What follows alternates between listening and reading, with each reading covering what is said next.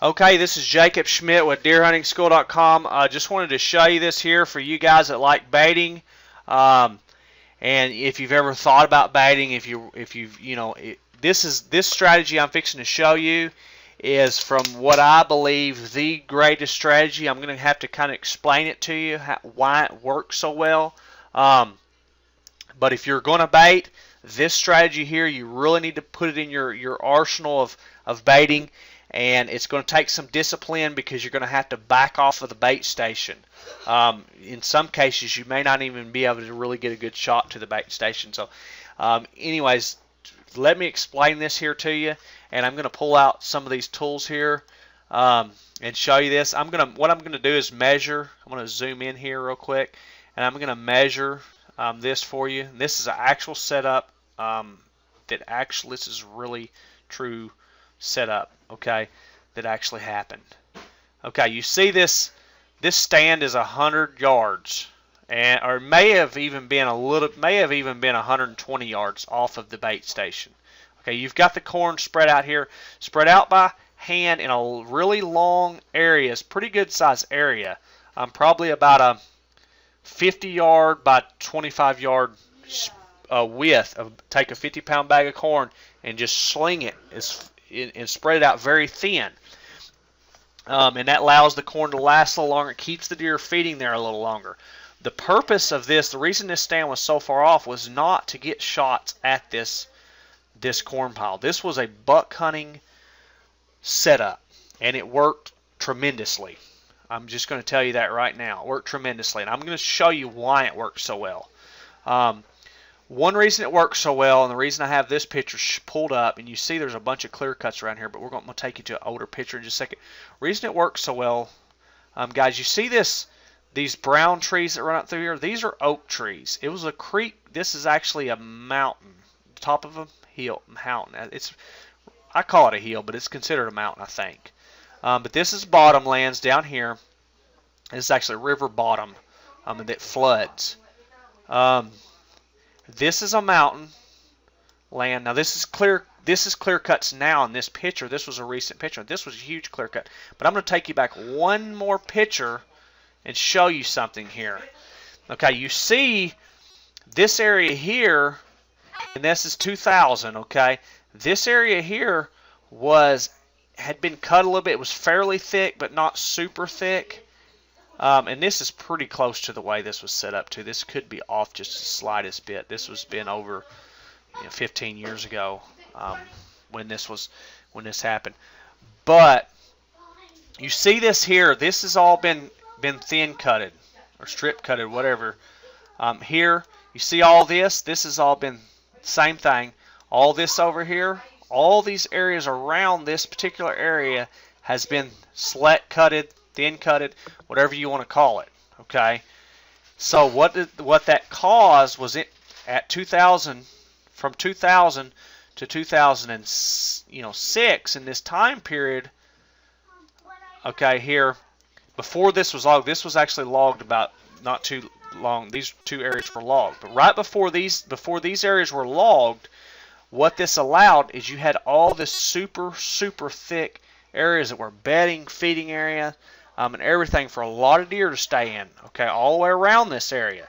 This was kind of sort of an open area. It wasn't open, but it was pretty thick, but it wasn't open. It was kind of a transition area where the deer would come out of these bedding areas and they could come in here and come into this creek and come out, So what the corn was for was to keep the does, as the does were feeding up and down, and they were coming out of this transition area, out of these bedding areas and stuff, and coming into these thinner woods to feed and stuff.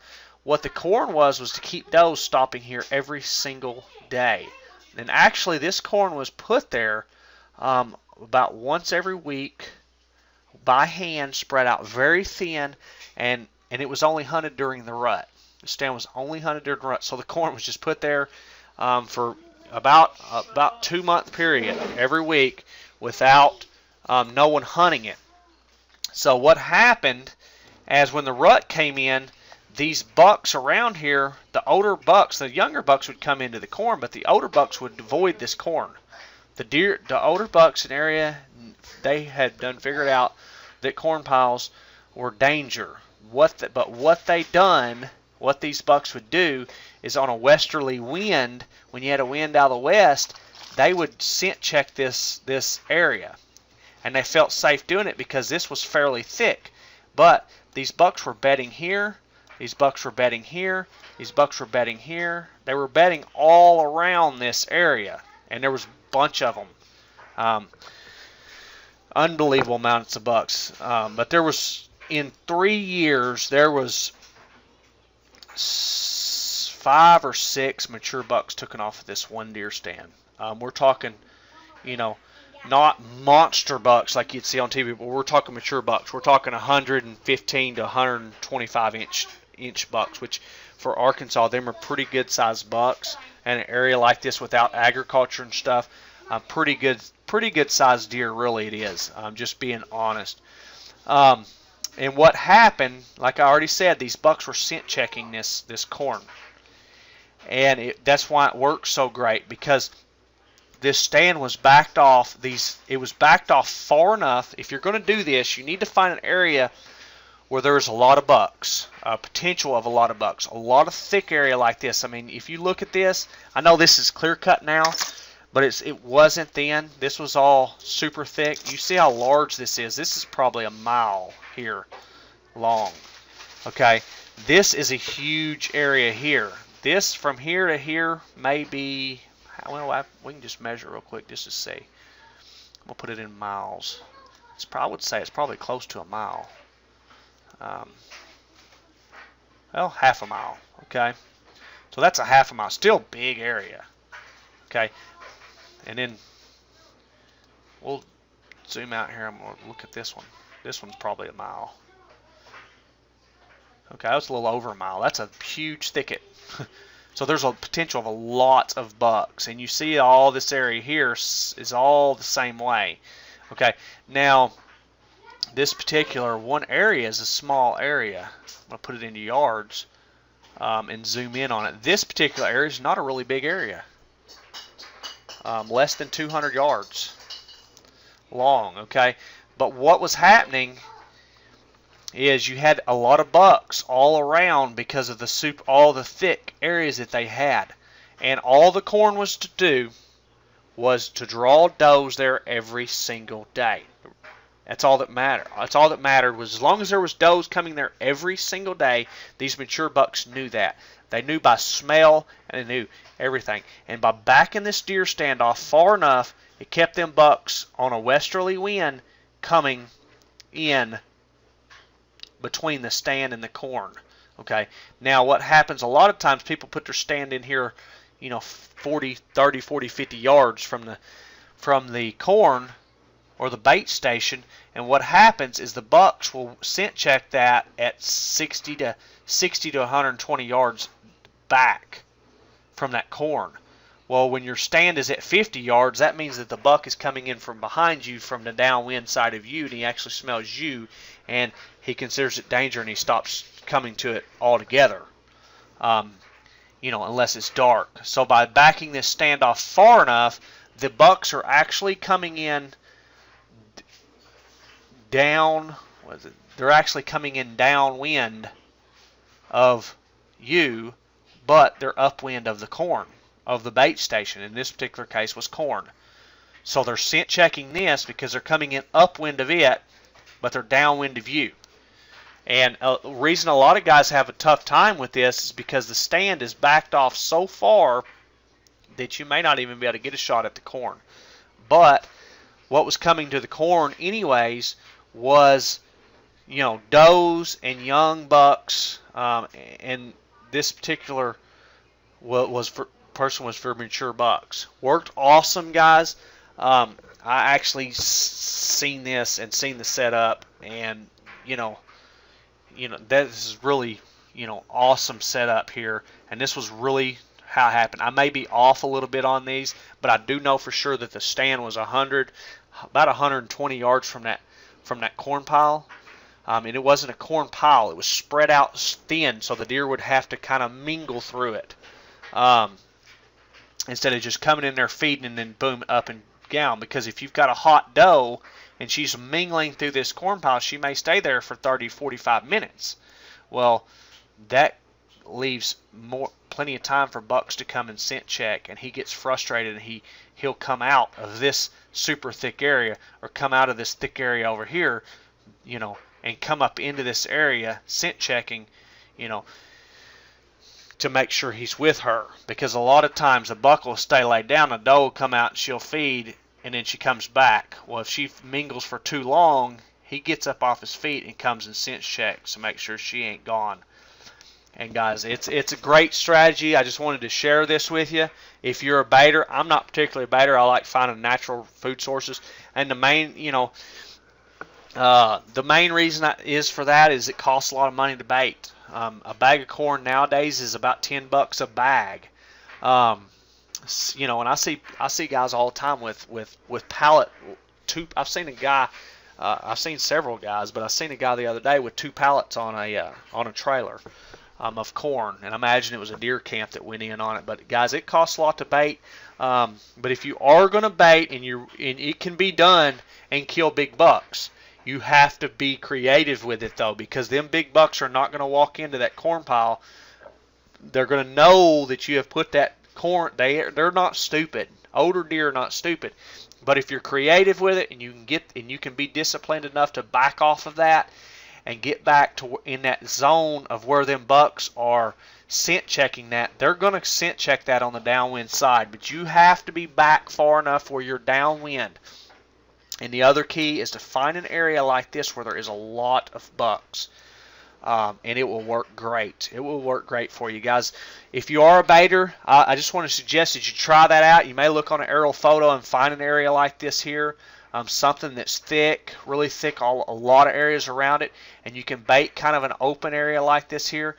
This particular guy was gun hunting, so back that deer stand off. You know, 100. If you're gun hunting, you can back that dude off 120 yards, or even more, 150.